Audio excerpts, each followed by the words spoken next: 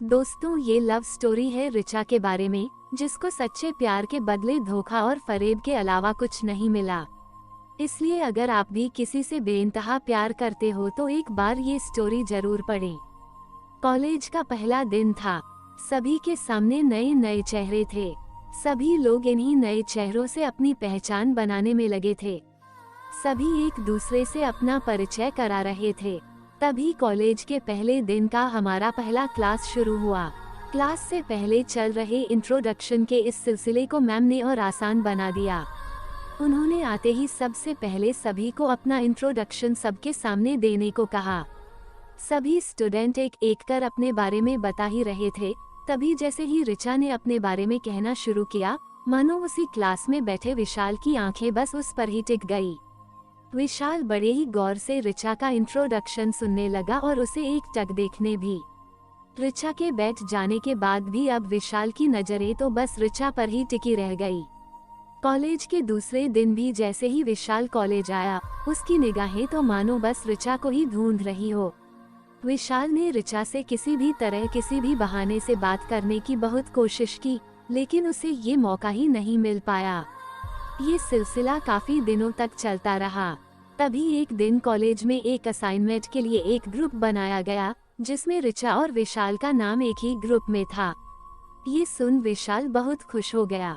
आखिर अब उसे ऋचा से दोस्ती करने का मौका जो मिल गया और वो इस मौके को किसी भी हाल में गंवाना नहीं चाहता था। और हुआ भी ऐसा ही। साथ असाइनमेंट बनाते हुए ऋचा और विशाल में बातचीत शुरू हुई और फिर देखते ही देखते दोस्ती भी हो गई। समय के साथ साथ अब ऋचा और विशाल काफी अच्छे दोस्त बन चुके थे। लेकिन ऋचा और विशाल की दोस्ती धीरे धीरे कुछ ज्यादा ही बढ़ने लगी। फिर एक दिन मौका देखकर विशाल ने ऋचा को प्रपोज कर दिया। ऋचा भी विशाल को मना नहीं कर पाई, क्योंकि कहीं ना कहीं उसके दिल में भी विशाल के लिए प्यार वाली फीलिंग आ चुकी थी। अब दोनों दोस्त के साथ साथ लवर्स भी बन चुके थे। इसलिए कॉलेज के बाद भी दोनों का मिलना जुलना जारी रहा। अब तो पूरे क्लास को भी ऋचा और विशाल की लव स्टोरी के बारे में मालूम हो गया था।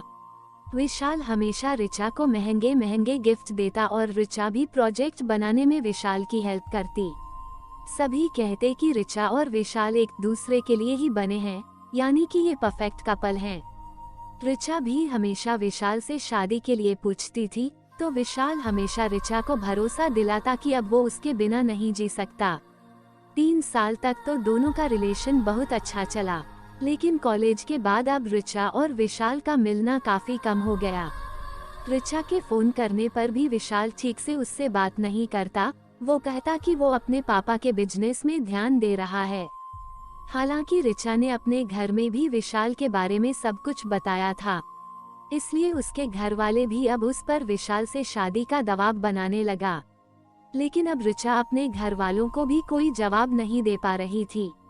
फिर एक दिन ऋचा विशाल के पापा के रेस्टोरेंट पर पहुंच गई। वहां उस वक्त विशाल नहीं था, तो ऋचा ने विशाल के पापा को कहा कि वो विशाल की फ्रेंड है और यहाँ से गुजर रही थी तो यहाँ आ गई। फिर मैंने किसी तरह से उसका नाम जाना और जल्दी विशाल के पापा ने ऋचा को बैठाया और वेटर से कुछ खाने पीने की चीजें लाने को कहा।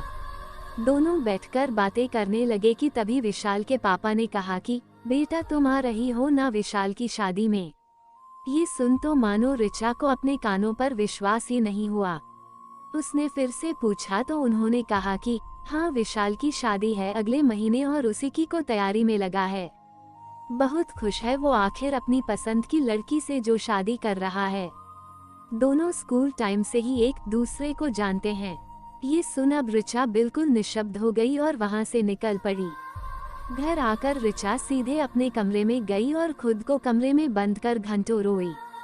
ऋचा ने अपने माँ और पापा को इस विषय में बताया तो उन्होंने ऋचा को किसी तरह समझाया कि जिंदगी में अब तुम्हें आगे बढ़ना चाहिए और भविष्य के बारे में सोचना चाहिए। जो गुजर गया वो गुजर गया, अब उसके बारे में सोचकर अपनी आगे की जिंदगी खराब मत करो। लेकिन ऋचा अभी भी विशाल को भुला नहीं पाए और रोज रात को रोते हुए अपने दिल को दिलासा देते हुए कहती है, तो क्या हुआ जो एक दिल टूट गया।